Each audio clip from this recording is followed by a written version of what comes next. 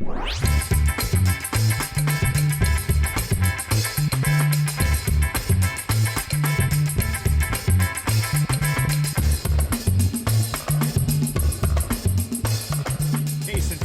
welcome to our new segment, Will and Sequel, where we have a quick chat about the trailers to upcoming sequel or prequel movies we want to watch. I am Nate, and she is the Imperial Protocol Droid to my Imperial Gatekeeper Droid, Sandra.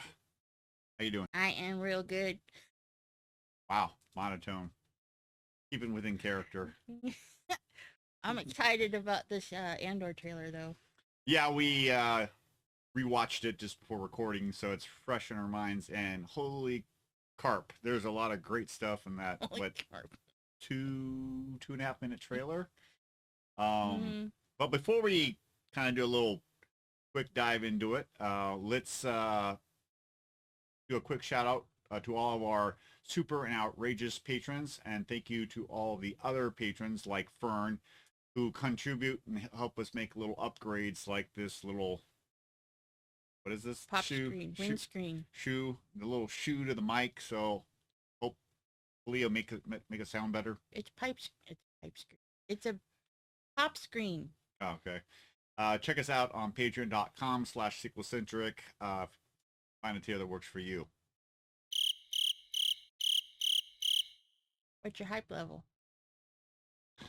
Been a Star Wars fan since I was 7, so my hype level's 10, but I'm trying to keep it down a bit because, you know, like this new segment's all about, you know, a trailer can show you all the good stuff. You go to see it and it might let you down. So it's garbage. Exactly. So that's what the whole will it sequel, will it prequel, our new show is all about. Yeah.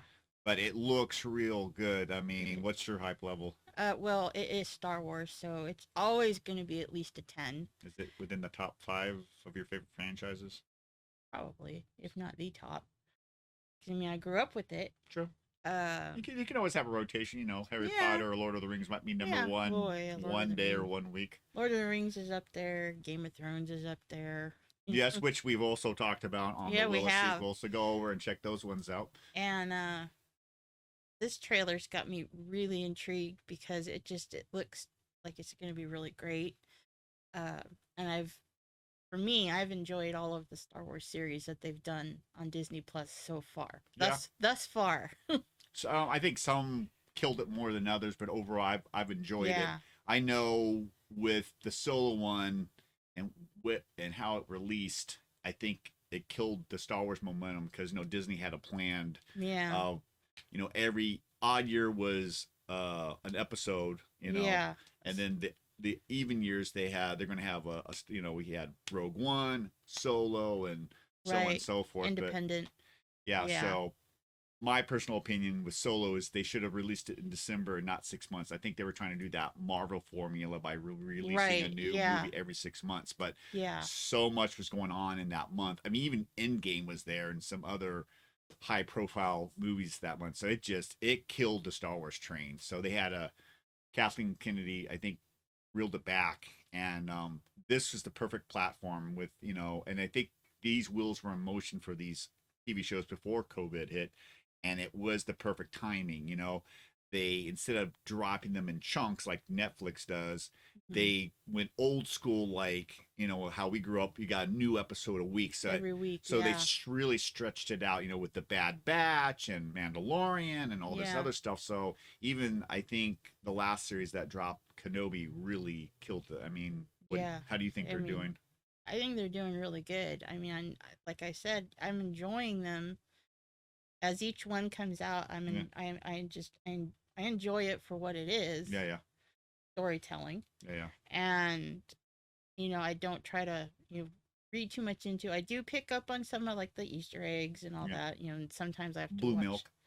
Yeah, blue milk. That always seems to make an appearance. Oh my God. Wait. Prediction right now. Will we see blue milk in one of the 12 episodes? Okay. Yes or no? I want to say yes. Okay. It's at least once. It's like a staple almost. Almost.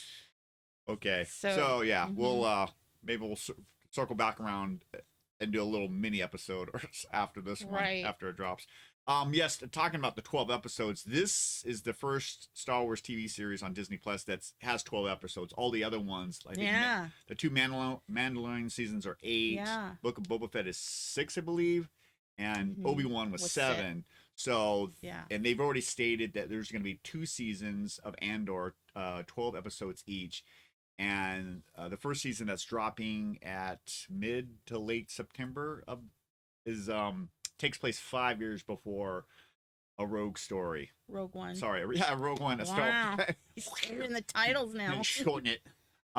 So yes, even his character, as we stated during a review, the first 5 minutes it kind of tells you Cassian Andor's character. Yeah. And when we saw it in the theater, it's like, whoa, I can't believe he did that. So this series will show us why he made that decision within the first 5 minutes of Rogue One. So what are you looking forward to seeing in the TV series?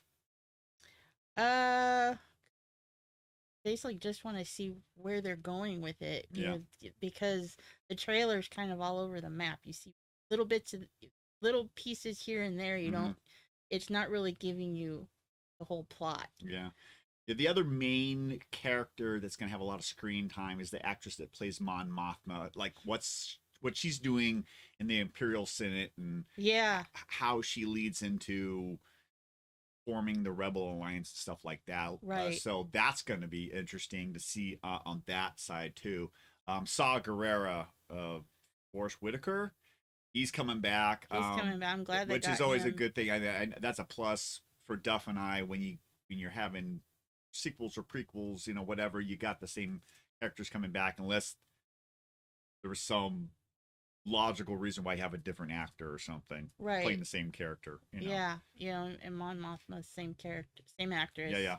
And she also did the voice on the Rebels series for Mon Mothma. Okay. So yeah, it's a lot of key players. They even in the trailer, we watched something else, a little like 2-minute clip where Andor is having a conversation with someone else, and he's all like, "Well, how did you get in?" He goes, "You just have to act like you belong there," which is what they did when they snuck into the base on Scarif.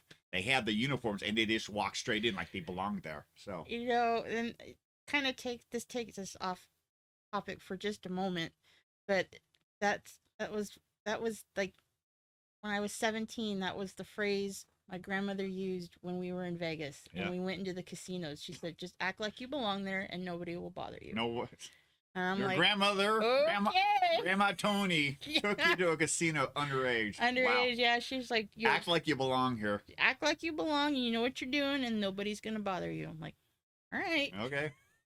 So, yeah. Was it a success? Oh yeah. Okay, well there you go. Yeah, she's like, if you hit anything big, just get out of the way because we'll pretend it was me. And I was like, okay. You're playing for me, and then just step out. Yeah. You know. But we didn't. So.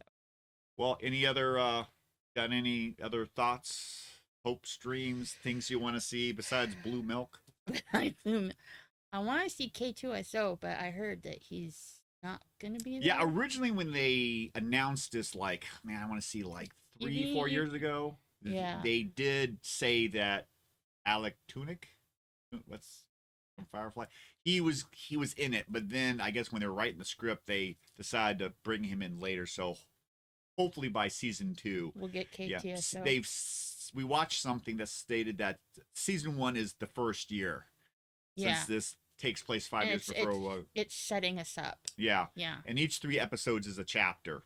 So by season 2, they say, the first 3 the season 2's first 3 episodes is year 2, year 3. So they're leading towards Rogue One, Star Wars story. So I'm curious to see how they're going to conclude that.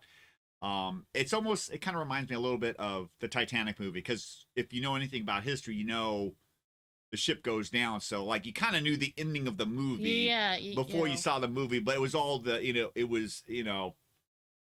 and Rose and there's Billy Zane's character. There's the fiction story behind the events leading up to the sinking. But No, I mean, what are your thoughts? Centric's post down below. Also, post if you think the blue milk is going to show up at least once, or put down how many times you think is going to show up. That's it for today. If you enjoyed this topic, you should check out our movie review on Rogue One, a Star Wars story, on YouTube. And you can also listen to us on all the major podcasting apps and other ones like Podbean and iHeartRadio. And well, that's it for now. And until next time, you got to ask yourself this one question: Will it prequel?